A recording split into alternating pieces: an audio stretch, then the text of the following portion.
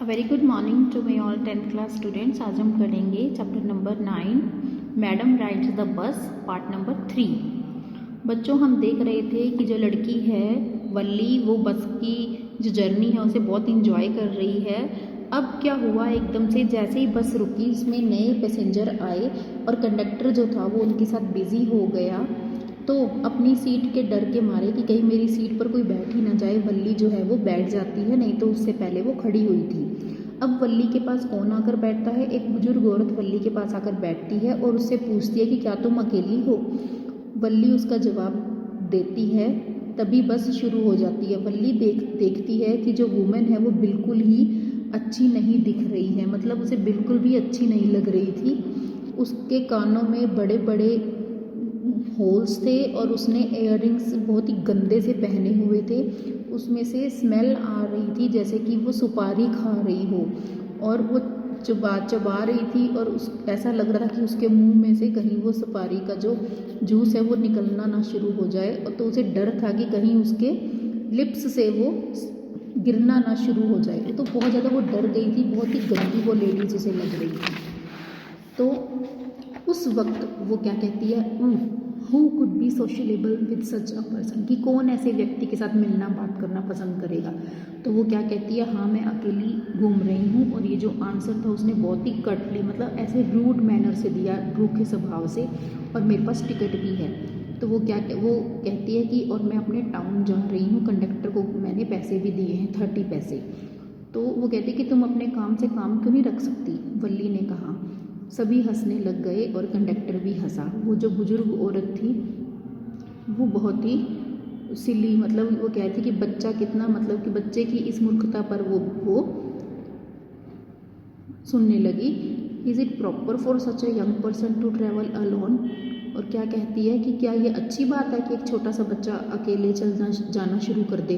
तुम जानती हो कि तुम टाउन में कहाँ जा रही हो, कौन सी गली में जाना है, क्या हाउस नंबर है? तुम you need not bother about me. तो वल्ली कहती तुम्हें मेरे बारे में चिंता करने की कोई ज़रूरत नहीं है, मैं अपना ध्यान रख सकती हूँ। और वल्ली अपना फेस वहाँ से उसकी तरफ से हटाकर खिड़की की तरफ कर लेती है और उसकी ओर देखने लग जाती है। बच्चों, अब हम इसका थर्ड पार्ट रीड कर रहे हैं। उसकी जो पहली जर्नी थी वो बहुत ही केयरफुल थी, बहुत ही मुश्किल से उसने प्लान्स बनाए थे, बनाने पड़े उसे। और उसने जो भी उसके हाथ में पैसे आए, जो भी एक भी सिक्का आया, उसने उसे संभाल कर रखा है, रोका उसने। जो भी उसके अंदर लालच आ रहा था, उसने कोई टॉफ़ी पेपरमिंट नहीं खरीदी, टॉय नहीं खरीदा, बलून नहीं खरीदा, जो भी चीज़ें उसे पसंद थी। और उसने फाइनली 60 पैसे जोड़ लिए। कितना मुश्किल रहा होगा उसके लिए, स्पेशली उस दिन जिस दिन गाँव में मेला लगा था। और उसने अपने आप को रोक कर रखा, अपने अंदर जो इच्छा जाग रही थी कि मैरी गो राउंड पर झूले लेने हैं, तब भी उसने अपने आप को रोक के रखा, क्योंकि उसे पैसे इकट्ठे करने थे। जब उसके पास पैसे इकट्ठे हो गए, उसकी अगली समस्या ये थी कि किस तरह से घर से निकला जाए बिना माता को बताए, बिना अपनी मम्मी को बताए। तो उसने ये भी मैनेज कर लिया बिना ज़्यादा प्रॉब्लम में डले। हर दिन दोपहर के समय मम्मी उसकी क्या करती थी, थोड़ी देर के लिए सोती थी, 1 से लेकर 4 बजे तक। वल्ली ये जो समय था, इस समय को उसने अब डिसाइड किया कि वो इस समय घर से बाहर जाएगी, टूर एक्सकर्सन करेगी, बाहर जाएगी। तो वो दरवाजे के पास खड़ी रहती थी और कभी कभी वो गांव के अंदर भी चली जाती थी। अभी भी ये जो समय था 1 से 4 का, उस समय वल्ली जो थी वो दरवाजे पर ही खड़ी रहती थी। तो उसने यही टाइम को सोचा कि मैं इसी टाइम घर से बाहर निकलूँगी। अब जो बस थी वो कहाँ पर पहुँच रही है, ये सारी बातें उसके दिमाग में चल रही हैं कि किस तरह से मैंने प्लानिंग की। बस चल रही है, खाली सड़क है और छोटा सा एक बस्ती के बीच में से जाती है, कभी साइड में दुकानों के बीच में से जाती है। और कभी कभी बस जो है वो ऐसे लग रही थी कि जैसे जितने भी व्हीकल चल रहे हैं उन सबको निगल चुकी है।